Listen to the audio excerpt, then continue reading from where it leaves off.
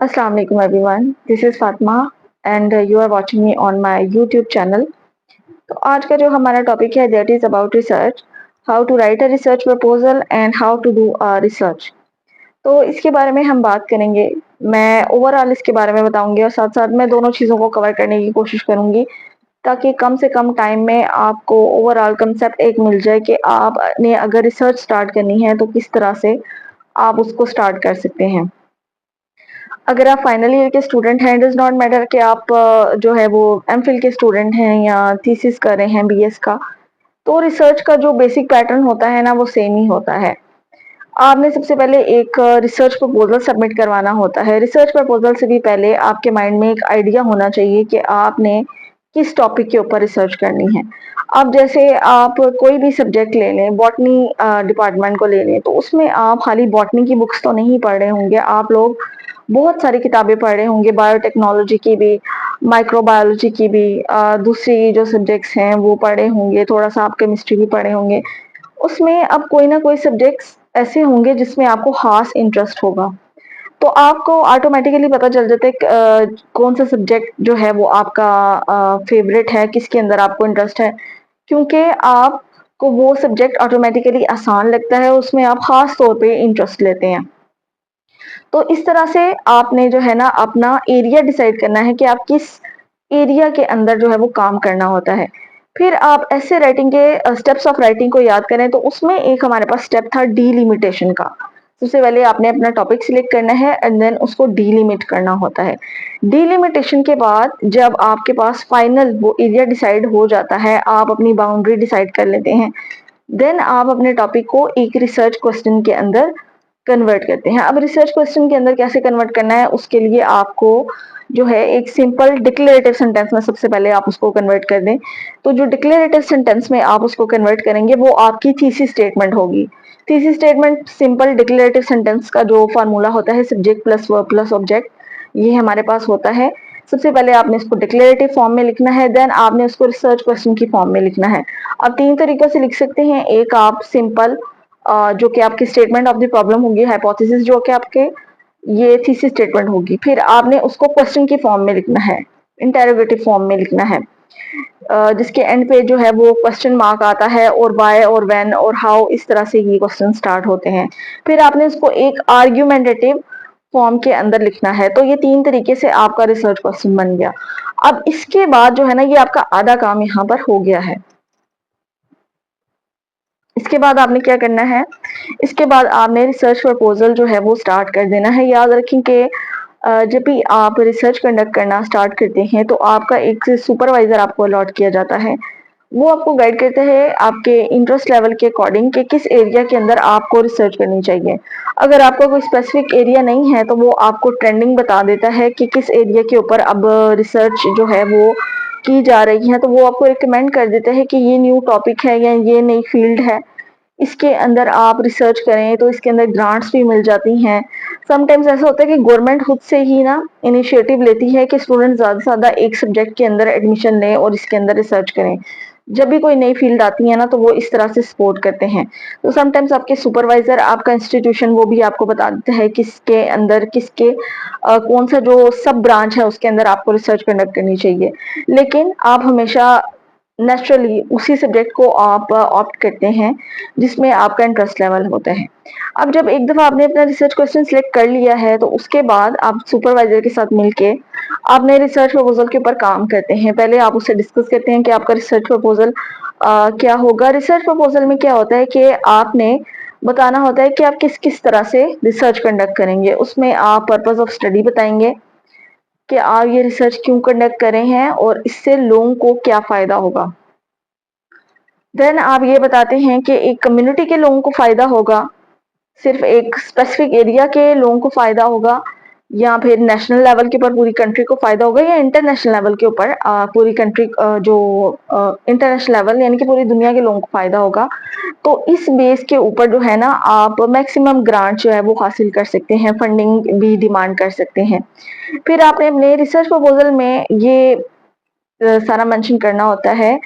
देखिए इसके अंदर आप कंडीशनल यूज़ करते हैं क्योंकि इसमें आपने बताना होता है कि आप रिसर्च क्यों कंडक्ट कर रहे हैं, और फिर आपकी रिसर्च के अंदर क्या क्या चीजें ऐड होंगी, और आप ये रिसर्च किस तरह से कंडक्ट करेंगे, और आपके एक्सपेक्टेड रिजल्ट्स क्या होंगे, ये भी आप अपने रिसर्च प्रपोजल में बता देंगे।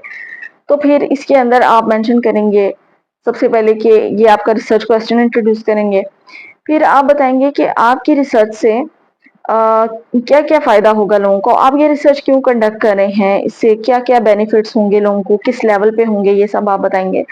फिर उसके बाद आप बताएंगे कि आपका सैंपल क्या होगा। सैंपल जिन लोगों के ऊपर आपने रिसर्च करनी है, सैंपल मीन्स आप लोग हैं या कोई केमिकल है या कोई प्रोडक्ट है जिसके ऊपर आपने रिसर्च करनी है, तो वो आपका सैंपल होगा। सैंपल एक तो आपने सिलेक्ट करना है, देन उसके बाद आएगी उसकी पॉपुलेशन यानी कि क्वांटिटी। उसकी क्वांटिटी क्या होगी, अगर आप इंसानों के ऊपर या लिविंग बींग्स के ऊपर आप रिसर्च कर रहे हैं, तो ये रिगार्डलेस ऑफ जेंडर डिस्क्रिमिनेशन होनी चाहिए। यानी कि अगर आपने 15 बॉयज लिए हैं तो 15 ही आपने सॉरी 15 मेल लिए हैं तो 15 ही आपने फीमेल लेनी है। कि अगर आपने एक दवाई जो है वो टेस्ट करनी है, तो अगर एक ही जेंडर के ऊपर आप उसको टेस्ट करेंगे तो एक ही जेंडर का रिजल्ट आपके सामने आएगा, फिर उसको जनरलाइज नहीं कर सकते फीमेल के लिए। इसलिए अगर आपने एक स्पेसिफिक आपने जो पॉपुलेशन ली है, जो सैंपल लिया है, उसकी पॉपुलेशन के अंदर जेंडर जो है ना वो आपने बाइसनेस रखनी है। फिर उसके अंदर आपने ये देखना है कि एज ग्रुप क्या होगा, आप एजेड लोगों के लिए कर रहे हैं, यंगस्टर्स के लिए कर रहे हैं, या बच्चों के लिए कर रहे हैं, ये भी आपने एज ग्रुप का भी डिसाइड करना है। और उसके अंदर भी आपने एज ग्रुप, एज ब्रैकेट्स आप डिसाइड कर सकते हैं कि जो यंगस्टर्स हैं या टीनेजर्स हैं या अबव 40 प्लस लोग हैं, तो ये आप डिसाइड कर सकते हैं। अब ये सारी आपकी हो गई सैम्पलिंग। उसके बाद आप डिसाइड करेंगे कि आपका फ्रेमवर्क क्या होगा और मेथडोलॉजी क्या होगा। रिसर्च मेथड्स यहाँ पर आप बताएंगे कि आप रिसर्च मेथड्स, मेथडोलॉजी का ये एक होता है अंदर हमारे पास चैप्टर और हेडिंग। रिसर्च जो आपका प्रपोजल होता है उसके अंदर हेडिंग्स होती हैं, और आपके जो फाइनल थीसिस होता है उसके अंदर ये चैप्टर्स होते हैं पूरे पूरे। अब आपने इसके अंदर क्या बताना है, अपने जो रिसर्च प्रपोजल है इसमें जो आपके रिसर्च मेथडोलॉजी है, इसमें आप बताएंगे कि आप कौन सा रिसर्च मेथड आप इस्तेमाल कर रहे हैं। अब जैसे एक्सपेरिमेंटेशन मेथड था हमारे पास, साइंटिफिक मेथड था हमारे पास, आपने पढ़ा हुआ है, जो साइंस के बच्चे उनको पता होगा।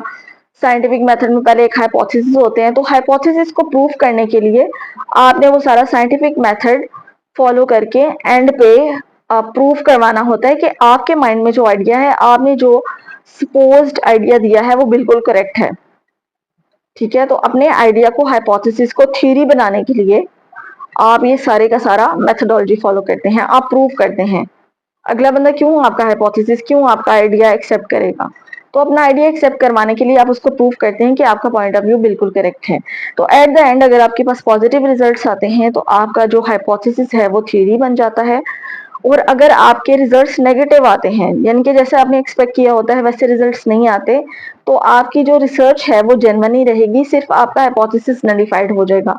यानी कि आप हाइपोथेसिस चेंज भी कर सकते हैं, एट द एंड जो रिजल्ट्स आते हैं उसकी बेस पे आप अपना हाइपोथेसिस चेंज कर सकते हैं, या फिर अंदर सिंपली आप ऐड कर देते हैं, नोट लगा देते हैं कि ये जो मेरा आइडिया था, मतलब ये मैंने प्रोसीजर फॉलो किया है तो इसका रिजल्ट जो है वो नेगेटिव आया है। तो ये इससे ये फायदा होता है कि नेक्स्ट आने वाले जो साइंटिस्ट होते हैं वो फिर सेम प्रोसीजर फॉलो नहीं करते, वो डिफरेंट प्रोसीजर जो है वो फॉलो करते हैं।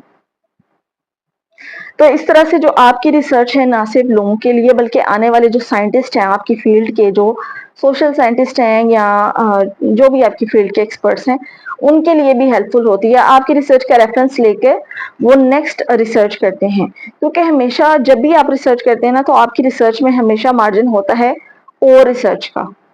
ठीक है, अगर और रिसर्च का मार्जिन ना होता, अगर रिसर्च वहीं पे रोक दी जाती कि ये एब्सोल्यूट रिसर्च है, अब इसके बाद कोई रिसर्च नहीं होगी, तो क्या हम लैपटॉप से मोबाइल फोन्स के ऊपर आते, टेलीफोन से क्या हम इस तरह से स्मार्टफोन्स के ऊपर आते। तो ये होता है कि आप जब हमेशा जो अपनी रिसर्च कंडक्ट करते हैं उसके एंड पे जो सबसे अच्छी रिसर्च होती है उसमें मार्जिन होता है मजीद रिसर्च का। समटाइम रिसर्चर जो है वो खुद ही एंड पर लिख देता है कि इसके अंदर ये कुछ फ्लॉज हैं, कुछ एरियाज मैंने डिस्कवर किए हैं जिन पे मजीद रिसर्च हो सकती है। तो फिर जो नए रिसर्चर्स होते हैं जो अपकमिंग जो अभी पढ़े होते हैं उस एरिया के अंदर, वो टारगेट कर लेते हैं कि हमने नेक्स्ट जो है वो इसके ऊपर रिसर्च करनी है। तो नए आने वालों के लिए भी आप एक टाइमलाइन बना देते हैं कि जिसको फॉलो करके, इस बात को फॉलो करके वो नई रिसर्च इंट्रोड्यूस कर सकते हैं। तो ये था हमारा कि रिसर्च प्रपोजल और रिसर्च किस तरह से कंडक्ट करनी है। अब हम इसके चैप्टर्स डिस्कस कर लेते हैं। तो चैप्टर्स के लिए अब हम ये देखते हैं। सबसे पहले how to do a research.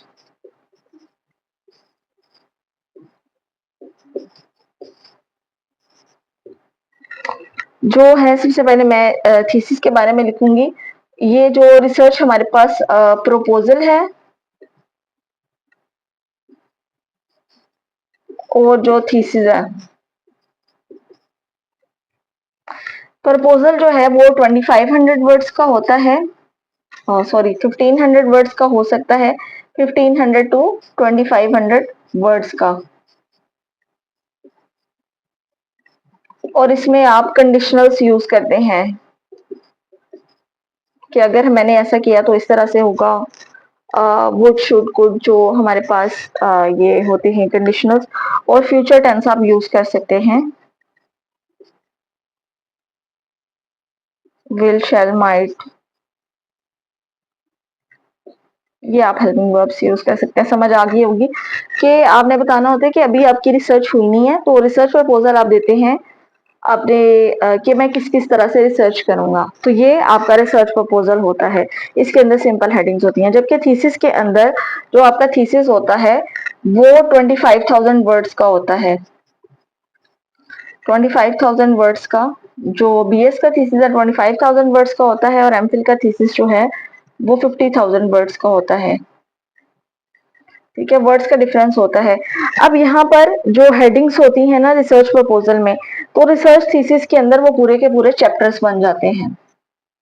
ठीक है, इसके अंदर पूरे पूरे आप चैप्टर्स बनाते हैं, और इसका जो फ्रंट पेज है बिल्कुल जैसे एक बुक का पेज होता है ना, जिसके अंदर पूरे के पूरे टेबल ऑफ कंटेंट्स दिए होते हैं, उसी तरह आप चैप्टर्स के भी कंटेंट्स बनाते हैं कि चैप्टर 1 के अंदर ये वाले कंटेंट्स हैं, उसकी सब हेडिंग्स बनाते हैं, उसकी नंबरिंग करते हैं।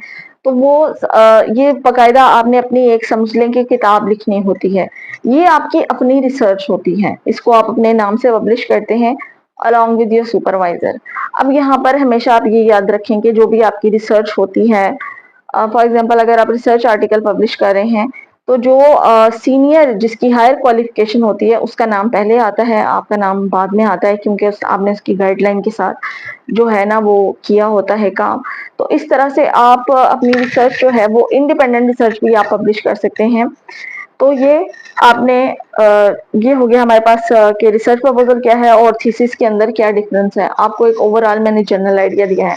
अब हम इसके चैप्टर्स जो है वो डिस्कस कर लेते हैं। डायरेक्टली मैं स्टार्ट करूंगी थीसिस से।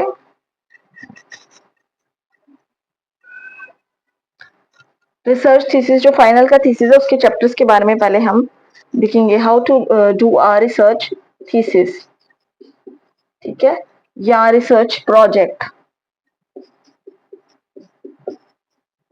प्रोजेक्ट में भी सेम ही चैप्टर्स होते हैं। ठीक है, बस अगर आप आपके जो फील्ड है ना, जो आपका डिपार्टमेंट है, उसके अकॉर्डिंग आपके कुछ चीजें जो है वो चेंज हो जाती हैं, वो आपके एपी और एमएलए स्टाइल के अकॉर्डिंग डिफरेंट होती हैं। और प्रोजेक्ट के अंदर माइनर सी थोड़ी सी चेंजिंग होती है, वो आपका सुपरवाइजर आपको बता देते हैं किस तरह से करनी है। तो मेजर जो बेसिक हमारे पास हेडिंग्स है ना वो सेम ही रहती हैं सारी की सारी रिसर्च में। सबसे पहले जो हमारे पास चैप्टर आता है ना, अब ये चैप्टर की बात है। नंबर 1, टोटल जो है हमारे पास 5 चैप्टर्स हैं। सबसे पहला चैप्टर हमारे पास आता है इंट्रोडक्शन। सेकेंड चैप्टर है हमारे पास लिटरेचर रिव्यू।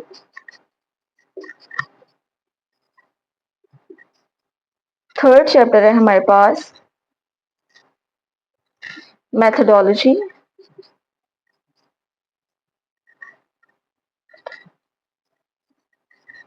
फोर्थ चैप्टर है हमारे पास फ्रेमवर्क।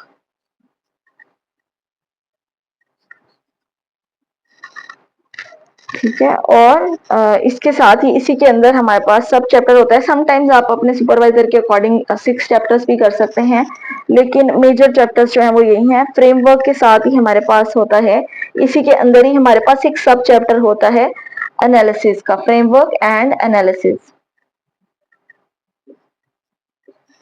ठीक है। एंड फिफ्थ जो हमारे पास चैप्टर है वो है हमारे पास रिजल्ट्स, कंक्लूजन एंड वर्डिक्ट। इसके अलावा एक सिक्स जो चैप्टर होता है, हेडिंग होती है, समटाइम्स इसको चैप्टर कंसीडर करते हैं, समटाइम्स सिंपल उसको हेडिंग कंसीडर करते हैं, वो है हमारे पास बिब्लियोग्राफी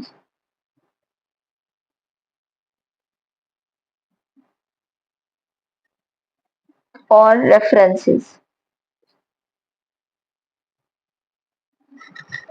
चलो अब इनको वन बाय वन डिस्कस कर लेते हैं। अच्छा, ये सारा आपने अपने थीसिस करने के बाद ऊपर एक सिर्फ हेडिंग देनी होती है एब्स्ट्रैक्ट की। ये कोई चैप्टर नहीं होता। दोनों ही रिसर्च प्रपोजल में और रिसर्च आपके थीसिस में ये एक एब्स्ट्रैक्ट होता है जो कि ओवरऑल एक निचोड़ होता है पूरे के पूरे थीसिस का। इसके अंदर हमें बताना होता है कि what research methods are used, और आपने रिसर्च ये क्यों कंडक्ट की है, इसके क्या रिजल्ट्स निकले हैं, इसका फायदा क्या हुआ है लोगों को, आपका हाइपोथेसिस थ्योरी बना है या नहीं, और इससे और क्या क्या मार्जिन्स हैं आपके रिसर्च के अंदर मजीद।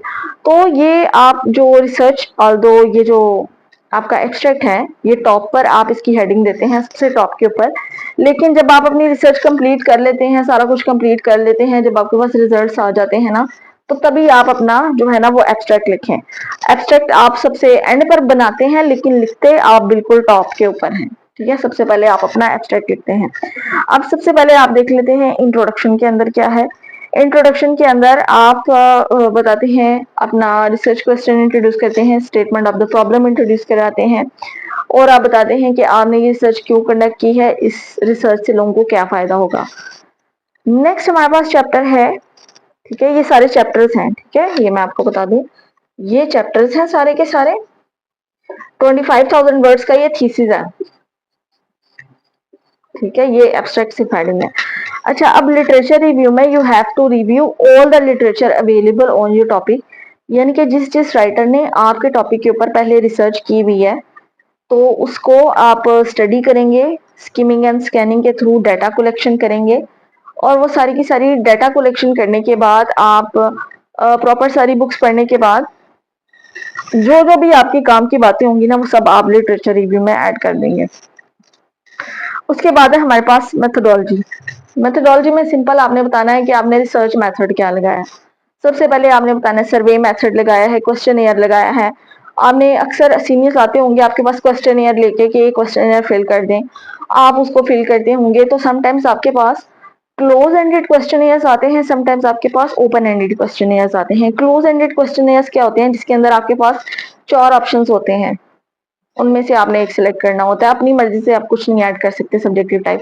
जबकि कुछ ऐसे क्वेश्चन होते हैं कि जिनके अंदर आपके पास ऑप्शन होता है कि आप अपना पॉइंट ऑफ व्यू दे सकते हैं। जैसे आप सब्जेक्टिव टाइप क्वेश्चंस पेपर में अटेम्प्ट करते हैं, अपने पॉइंट ऑफ व्यू आप ऐड कर देते हैं, तो उस तरह से आपके पास क्वेश्चंस होंगे, नीचे आपने उनका आंसर अपने वर्ड्स के अंदर करना होता है। तो ये ओपन एंडेड और क्लोज एंडेड क्वेश्चन होते हैं।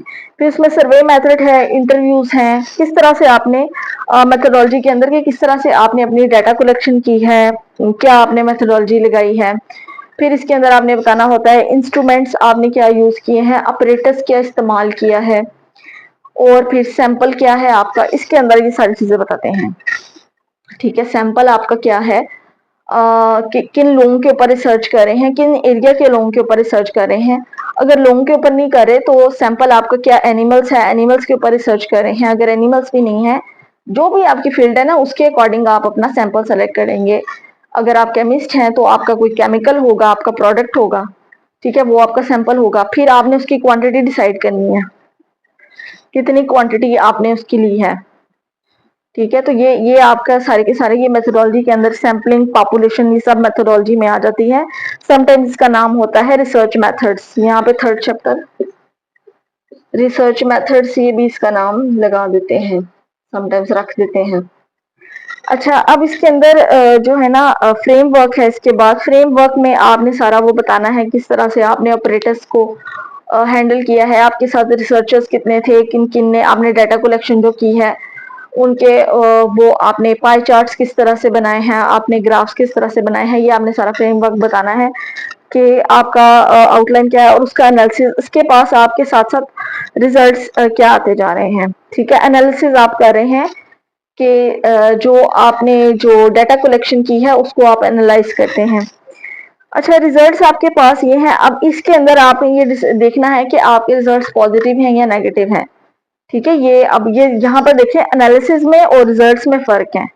ठीक है, एनालिसिस में अभी आप देख रहे हो कि क्या क्या रिजल्ट है, डाटा कलेक्शन क्या है, जो फैक्ट्स एंड फिगर्स है ना वो आपने सारे अपनी रिसर्च के अंदर ऐड कर दिए हैं, ऑडियंस के सामने, राइटर के अंदर सामने रख दिए हैं।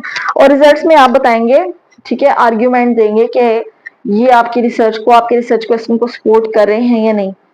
ठीक है, तो ये सब आप रिजल्ट्स में, क्योंकि ये अब आपका फाइनल वर्डिक्ट है, कंक्लूजन है, तो इसमें आप बता देते हैं कि आपका जो हाइपोथेसिस जो आपने दिया था, जो आपका हाइपोथेसिस था, स्टेटमेंट ऑफ द प्रॉब्लम थी, क्या वो नलिफाइड हुई है या वो थ्योरी बन गया है।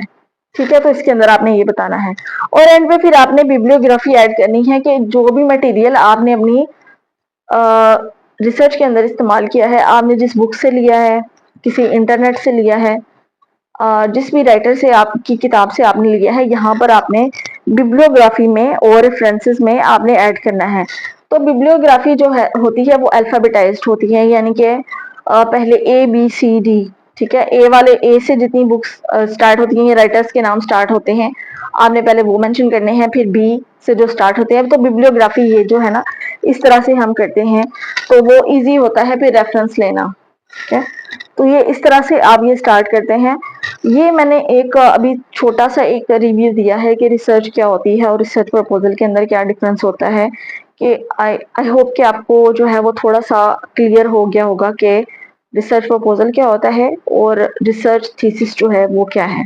अब इसकी जो इन डिटेल वीडियो है कि अब इन हेडिंग्स के अंदर हमने क्या लिखना है, इसके अंदर वन बाय वन हमने किस तरह से चीजें जो है वो हमने ऐड करनी है, और ये जो अभी हमने टॉपिक्स पढ़े हैं वो कहाँ कहाँ पर लिखने हैं। जैसे कि जो आपकी साइटेशन का टॉपिक है और मेथड्स ऑफ साइटेशन है, वो हमने लिटरेचर रिव्यू के अंदर ऐड करना है।